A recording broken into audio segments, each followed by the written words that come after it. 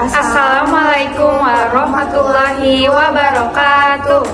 Halo semuanya, perkenalkan nama saya Zalfa Nabila Aulia. Perkenalkan nama saya Pujadia Permadani. Kami dari Prodi Kebidanan.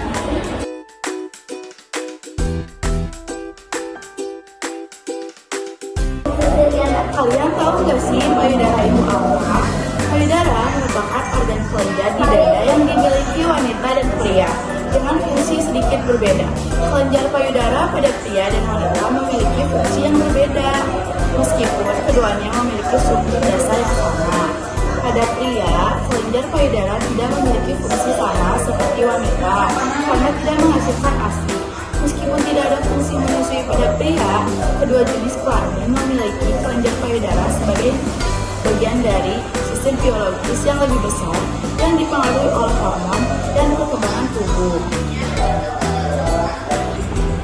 Kali ini, apa sih fungsi utama kelenjar payudara pada wanita? Fungsi utama kelenjar payudara pada wanita adalah untuk menyusui dan memberikan nutrisi kepada bayi. Kelenjar payudara pada wanita juga berperan dalam produksi hormon-hormon seperti estrogen dan progesteron yang mendukung perkembangan payudara selama masa pubertas dan kehamilan. Kali ini saya akan menjelaskan struktur dari kelenjar mamalia. Pada payudara terdapat hipodermis. Lalu hipodermis itu apa sih? Hipodermis adalah lapisan kulit yang terbawah dan berfungsi untuk melindungi tubuh, menyimpan energi dan menghubungkan fluid dengan otot dan tulang. Lalu apa sih fungsinya? Fungsi dari hipodermis yaitu satu, untuk perlindungan, yang kedua, untuk penyimpanan energi, yang ketiga sebagai penghubung, yang keempat sebagai regulasi tubuh, yang kelima memberikan bentuk tubuh, dan juga yang terakhir yang keenam untuk memproduksi hormon. Lalu yang kedua ada areola. Areola merupakan area melingkar di bagian tengah payudara yang berwarna lebih gelap dibandingkan warna kulit yang di sekitarnya. Selama dan setelah masa kehamilan, diameter areola bisa membesar dan terkadang terlihat lebih gelap. Lalu yang ketiga ada puting. Puting merupakan bagian payudara yang berbentuk bulat kecil dan menonjol di bagian tengah areola. Ukuran dan bentuk puting payudara bervariasi pada setiap wanita dan juga pria. Namun, secara umum, puting payudara wanita berukuran lebih besar dan lebih padat dibandingkan puting payudara pria. Hal ini karena puting payudara wanita memiliki beberapa celah yang memungkinkan ASI mengalir keluar dari kelenjar susu ketika hendak menyusui. Lalu adapun kelenjar Montgomery. Kelenjar Montgomery berbentuk menyerupai benjolan kecil dan berada di sekitar puting dan areola.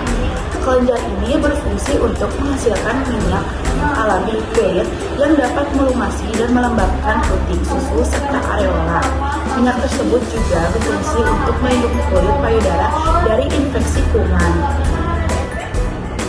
Kali ini kita akan membahas mengenai anatomi bagian dalam payudara wanita yang terdiri dari lobus dan juga lobulus.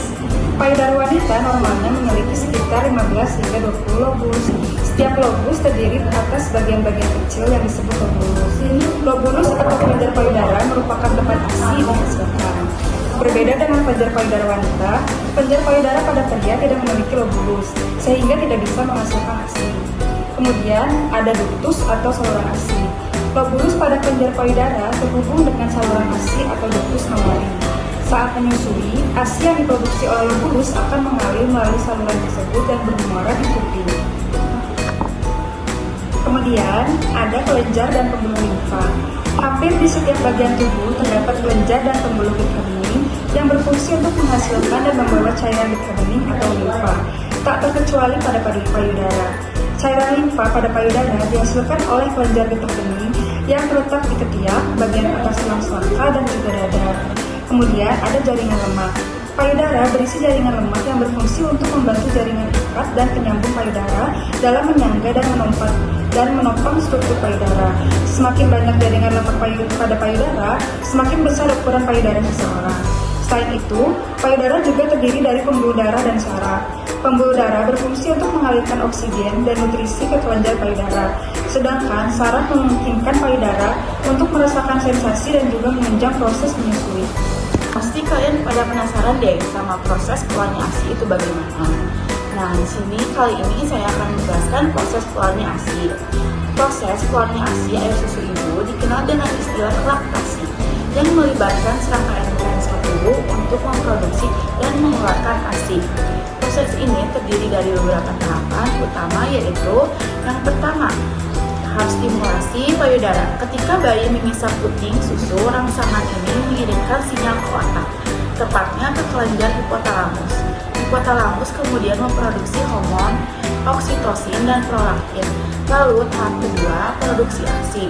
Prolaktin berfungsi untuk merangsang kelenjar payudara, khususnya alveolus, kantung susu untuk memproduksi ASI.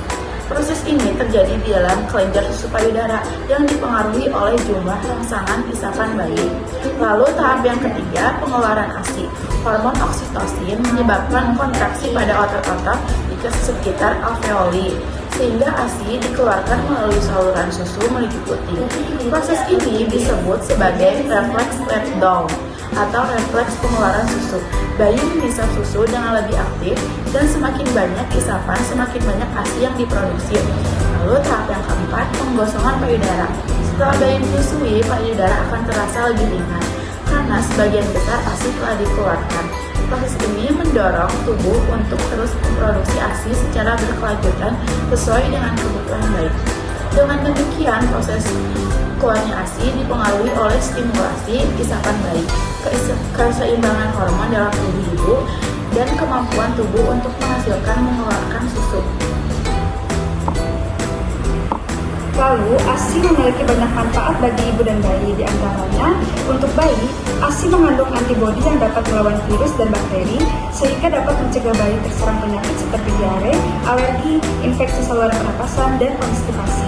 ASI juga dapat membantu bayi mencapai berat badan ideal, memenuhi kebutuhan nutrisi, dan juga meningkatkan perkembangan kognitif. Kemudian, manfaat untuk ibu ialah ASI dapat membantu ibu dalam berbagai hal, seperti mengurangi risiko pendarahan pasca melahirkan, mengatasi depresi pasca melahirkan, kemudian menurunkan risiko kanker payudara, kemudian menunda kembali kesuburan, kemudian rahim lebih cepat kembali ke ukuran normal, naluri keibuan yang meningkat, berat badan kembali dengan cepat, mengurangi risiko osteoporosis dan patah tulang, dan juga mengurangi insulin bagi ibu menyusui penderita diabetes. Sekian paparan anatomi payudara dari kami. Mohon maaf apabila ada kekurangannya. Wassalamualaikum warahmatullahi wabarakatuh. Sampai jumpa lagi.